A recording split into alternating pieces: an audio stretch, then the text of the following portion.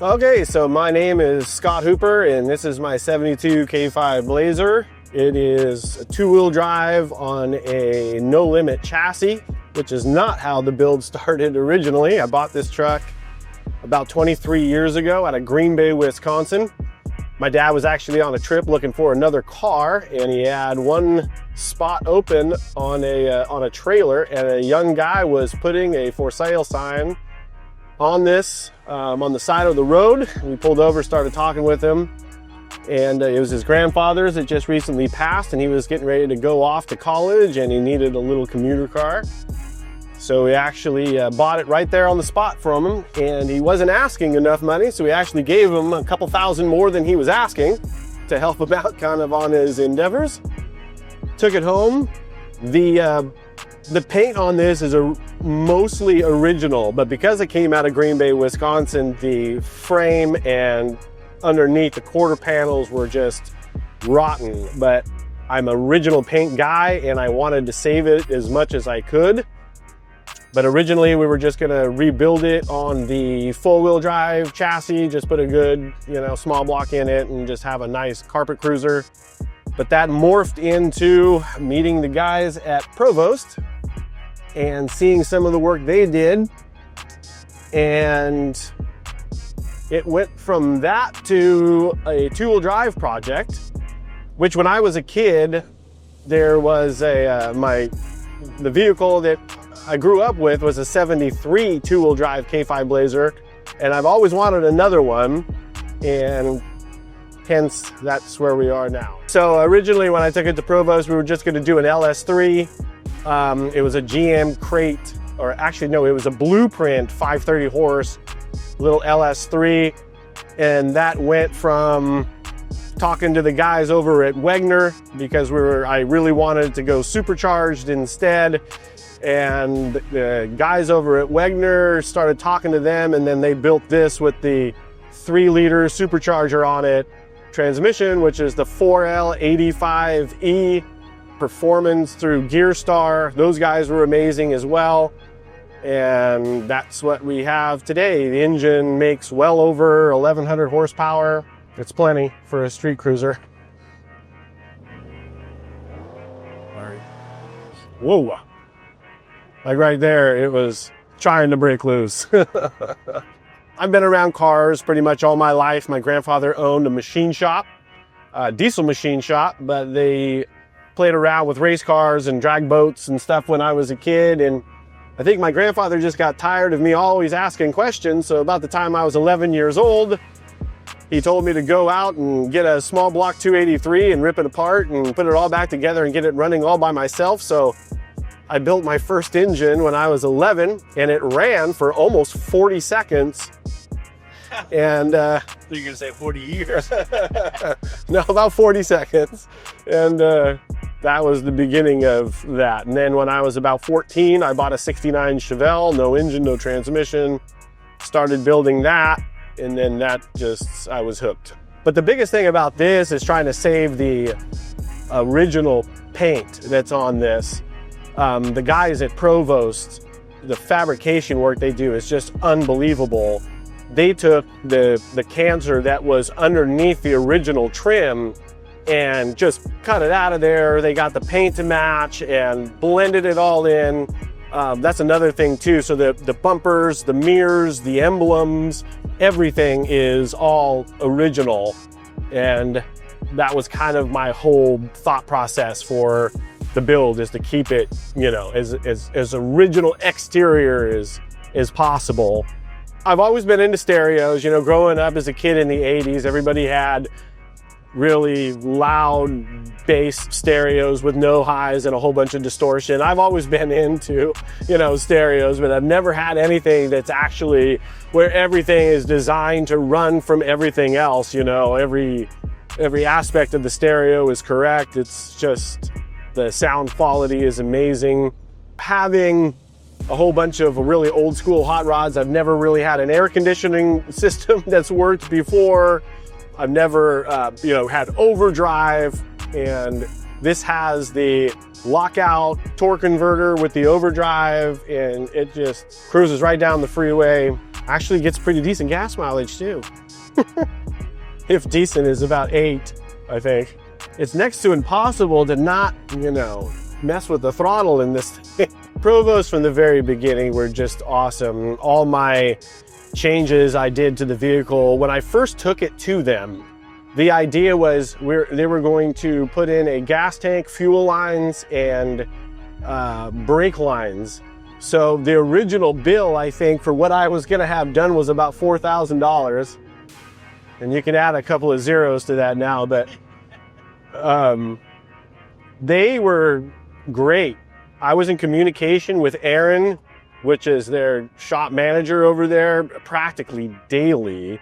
With me changing my mind, I would tell Aaron something in the morning, and I would probably call him that afternoon and probably change my mind or have a tweak, and he was always really patient with me, as long as they didn't start the physical fabrication of something before I changed my mind. They were perfectly fine with it.